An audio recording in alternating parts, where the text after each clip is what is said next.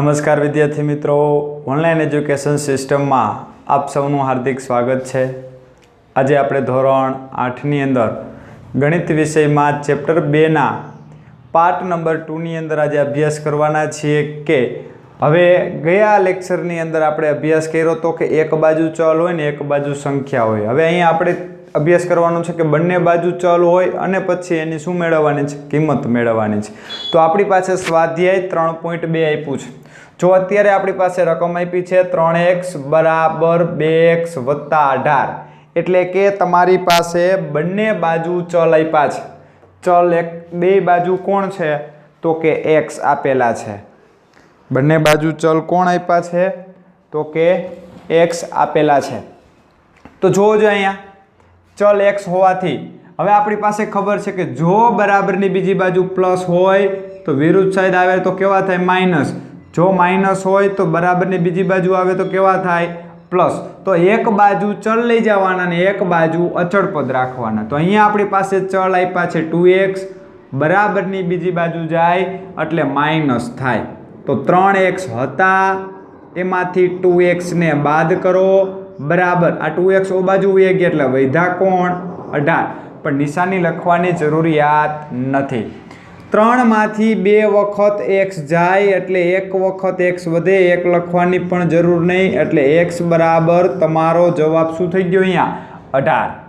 જોઈએ આપણે એવો ને એવો જ બીજો દાખલો કે 5t - 3 બરાબર 3t - 5, બે બાજુ ચલવાળું ને અચળ પદ છે, બે બાજુ ચલવાળું ને અચળ પદ છે।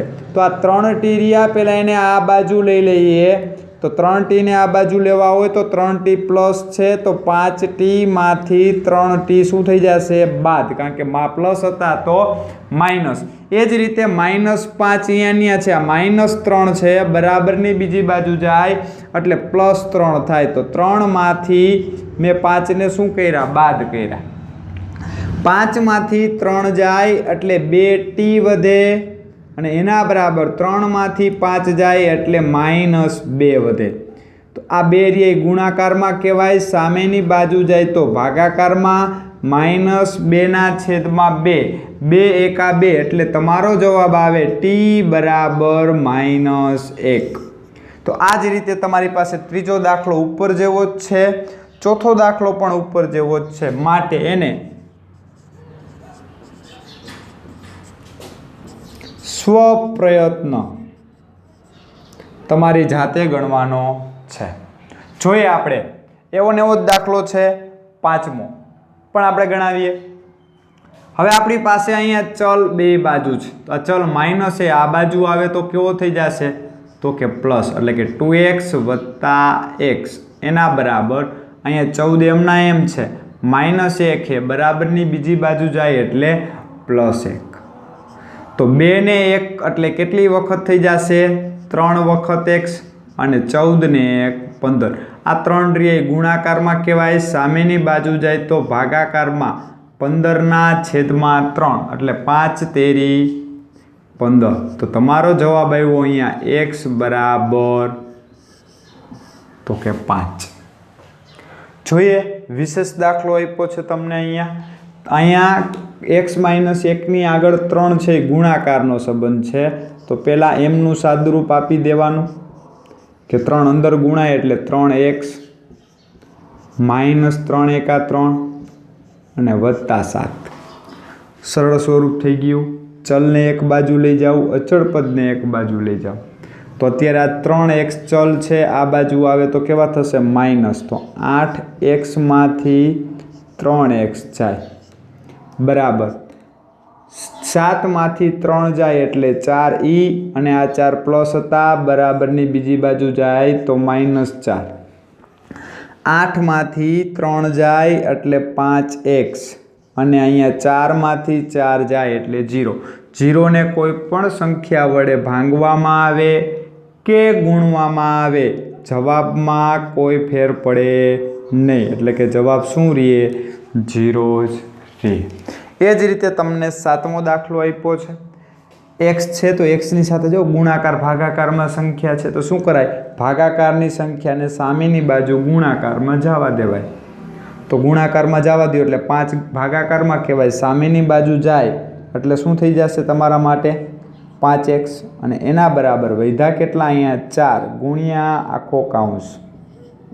હવે 4ને શું કરી નાખવાના, અંદર ગુણી નાખવાના, તો 4x અને વત્તા 10 ચોકને 40. આ 4x પ્લસ છે, બરાબરની બીજી બાજુ જવા દો એટલે માઇનસ થાય, કારણ કે અહીં ચલવાળું પદ છે, આ બાજુ ચલ છે, ચલને એક બાજુ લઈ ગયા તો 5 મોટા છે, 4ને આ બાજુ લઈ જાય એટલે કેવા થઈ જશે -4 માંથી 5x માંથી 4x જાય, અને એના બરાબર અહીંયા કોણ વધ્યા 40, તો 5 માંથી 4 જાય એટલે x બરાબર તમારો જવાબ આવશે અહીંયા 40. પડી ખબર? પછી આગળ વધીએ. હવે તમને આપ્યા છે અહીંયા અપૂર્ણાંક સ્વરૂપમાં અને ચલ છે, તો પહેલાં તો કંઈ વિચારવાનું નહીં, ચલને એક બાજુ લઈ જવાના અને અચળ પદને એક બાજુ લઈ જવાના, તો 2x/3, અહીંયા 7x/15 છે પ્લસ છે, આ બાજુ આવે તો કેવા થઈ જશે -3, અહીંયા છે, આ 1 પ્લસ હતા, ઓ બાજુ જાય તો -1. અપૂર્ણાંક હોવાથી છેદમાં સંખ્યાઓથી લસા લેવાનો, તો લસા અત્યારે તમારી પાસે આવશે 15. ન ખબર પડે તો અહીંયા 15, આ 3 વડે ભાગ આલે, 5 તેરી 15, 3 એકા 3, હવે 5 વડે 1 તમારા માટે અહીંયા લસા આવ્યો તો કે 5 તેરીને 15. તો હવે 15 કરવા માટે 5 3ને કેટલા વડે ગુણવા પડે, તો કે 5 વડે, 3 5 15, તો ઉપર 5 વડે ગુણો એટલે 5 દૂને 10x. 15 હોવાથી કાંઈ ગુણાકાર કરવાનો નહીં, નિશાની સહિત ઈનાઈ પદ મૂકી દેવાનું, નિશાની સહિત ઈનાઈ પદ એટલે -7x બરાબર 3 માંથી 1 જાય એટલે 2. હવે 10 માંથી 7x જાય એટલે તમારો જવાબ થઈ ગયો અહીંયા 3x, અને આ 15 ભાગાકારમાં હતા, સામેની બાજુ જશે તો ગુણાકારમાં જશે, 15 દૂને 30. તો હજી આપણે xની કિંમત જોઈએ છે, તો 3 ગુણાકારમાં છે, સામેની બાજુ જાય એટલે ભાગાકારમાં, તો જવાબ તમારો થઈ જશે 10 તેરીને 30, એટલે x બરાબર તો કે 10 આવશે. કમ્પ્લીટ.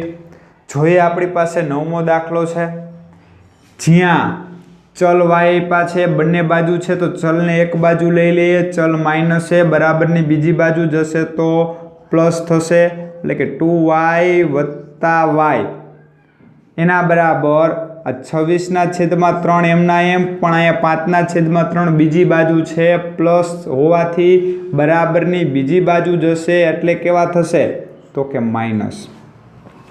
2 ને 1 તો કે 3y એના બરાબર 3 આવશે લસા, 26 માંથી 5 જાય એટલે તમારો જવાબ થઈ જશે 21/3, તો 7 તેરી 21, તો તમારો જવાબ થાય 3y બરાબર 7.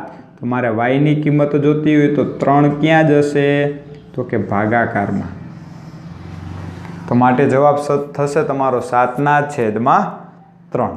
એવી જ રીતે તમારી પાસે 10મો દાખલો છે, કયા સ્વરૂપમાં છે, તો કે m સ્વરૂપમાં, કાં તો 5m ને આ બાજુ લઈ જાઓ, કાં તો 3m ને આ બાજુ લઈ જાઓ, તો આપણે 5m ને આ બાજુ લઈ આવીએ એટલે શું થાય 3m - 5m એના બરાબર -8/5.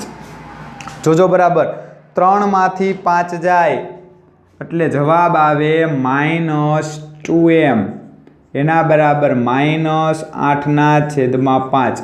હવે જો બંને બાજુ એક એક પદ હોય અને બંને નિશાની માઇનસ હોય તો માઇનસ માઇનસ કેવા થઈ જશે પ્લસ. હવે બે ગુણાકારમાં છે, સામેની બાજુ જાય તો ભાગાકારમાં 8/5 એ ભાગાકારમાં જાય એટલે છેદ સાથે ગુણાકાર થશે એટલે 5 દૂને 10, તો m બરાબર 8/10. તો આ રીતે બંને બાજુ ચલ આપ્યા હોય તો બંને બાજુ ચલ ઉપરથી પહેલાં તમારે સરળ સ્વરૂપ લેવાનું. સરળ સ્વરૂપ એટલે કે એક બાજુ ચલ અને એક બાજુ અચળ પદ, આવી રીતે મેળવી અને પછી એનું સાદુરૂપ આપવાનું. સાવ સહેલું છે, સાવ સિમ્પલ છે, આવડી જાય એમ છે, ટ્રાય કરજો. જો અમારો આ વિડીયો ગમ્યો હોય તો લાઈક કરો, શેર કરો, સબસ્ક્રાઈબ કરો. નવી નોટિફિકેશન મેળવવા માટે બેલ આઇકોન ઉપર ક્લિક કરો. Thank you.